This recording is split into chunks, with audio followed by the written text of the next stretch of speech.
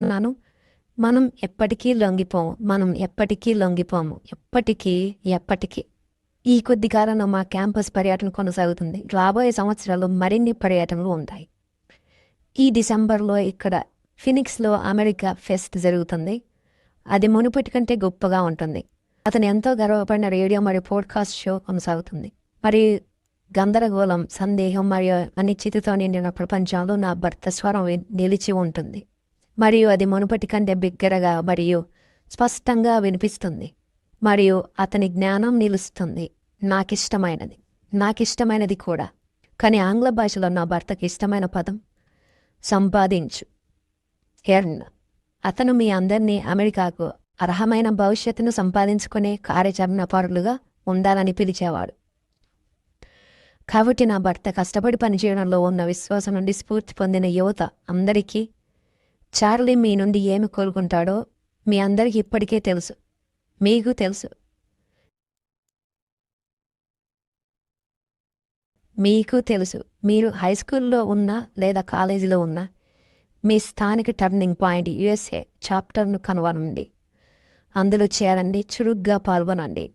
మీరు ఒక మార్పు తీసుకురావాలని అతను కోరుకుంటున్నాడు. మరియు మీరు తీసుకురాగలరు.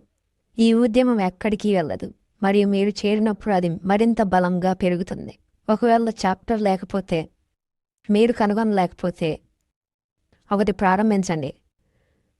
మరియు నా భర్త ఈ గదిలో ప్రతిరోజు చెప్పినట్లు మీరు పాల్గొనుకుంటే దానికి ఉత్తమ మార్గం tpos.comకి వెళ్ళడమే.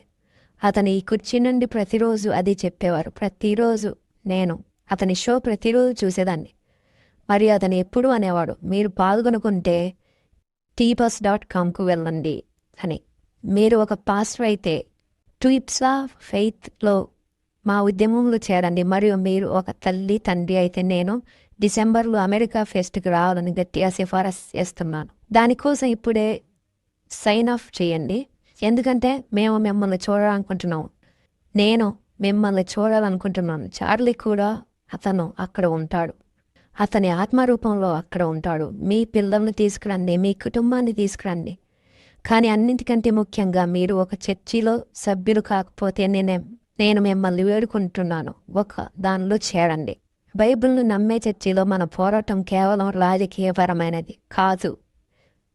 అన్నిటికంటే మించి అది ఆధ్యాత్మికమైనది. ఇది ఆధ్యాత్మిక యుద్ధం స్పష్టంగా కనిపిస్తుంది. చార్లీ తన రక్షకుడిని తన పూర్తి హృదయంతో ప్రేమించాడు. మరియు మీలో ప్రతి ఒక్కరు కూడా ఆయనను తెలుసుకోవాలని అతను